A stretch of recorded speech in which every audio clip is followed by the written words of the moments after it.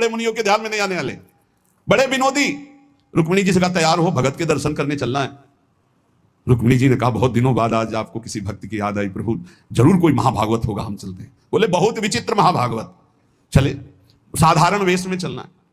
जब गांव में गए, उस भगवान तो सर्वज्ञ ही है, उसके घर के दरवाजे में बैठ गए और रुक्मिणी जी से कहा कि पहले तुम मिल के आओ भगत के, फिर हम मिलेंगे।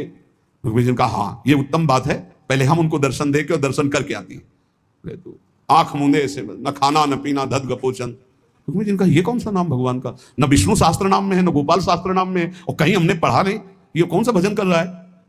कहे किसका भजन कर रहे हो, चुप रहा। फिर किसका भजन कर, 2-3 बार तो गुस्सा के आंख खोला, देखा कोई स्त्री, तो बोले तुम्हारे खसम का भजन कर रहे हैं, और किसका कर रहे हैं। वो रुक्मिणी जी आ गई, बोले बहुत जानकार भगत है।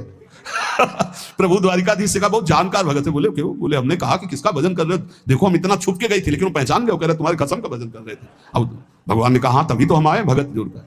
बोले प्रभु आप दर्शन बाद में करना, जाके पहले हमारा प्रश्न बता दो, प्रश्न का उत्तर दे दो कि आपके विष्णु शास्त्र नाम, गोपाल शास्त्र नाम, बहुत से नाम है, ये नाम तो हमने कभी नहीं सुना। भगवान ने कहा ये नाम हमको तो बहुत प्यारा है। बोले आपको कब, मतलब ये कब कैसे नाम रखा गया। बोले बहुत प्यारा है, हमारा ब्रज का रखा हुआ नाम है, ब्रज में मैया ने रखा था। कैसे रखा था।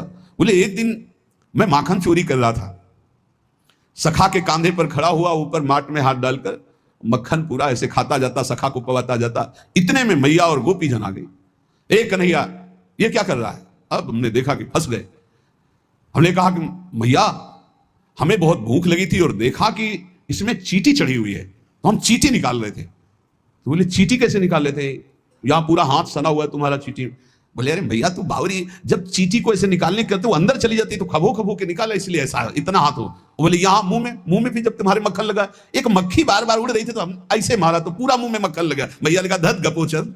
बोले ये उस समय का नाम रखा हुआ है, मेरा बाल गोविंद में जब मैया ने रखा था मक्खन चोरी के समय उस। अब आप विचार करके देखो, भगवान का साक्षात्कार गुरु वचनों पर विश्वास होने पर साधारण शब्द बोला तो भगवान तो सर्वलोक महेश्वर सर्वज्ञ, उनके सब जैसे हर अक्षर में आ विराजमान है, का खा गा घा आ, ऐसे ही सब अक्षरों में ब्रह्म विराजमान है। फिर राधा नाम तो स्वयं हरि जपते हैं, और राधा नाम तो परम प्रेममय है और बड़ा गुही है। विश्वास करके जब वो धदगपोचन जपा तो रुक्मिणी द्वारिकाधीश भगवान दर्शन देने आ गए, और तुम विश्वास करके राधा राधा जपोगे तुम्हें नहीं प्राप्त हो जाएगा। अरे यही राधा स्वयं भगवान हरि जपते हैं। इसलिए संदेह शब्द नहीं होना चाहिए उपासना में। जो गुरु ने उपासना दी उसमें संदेह नहीं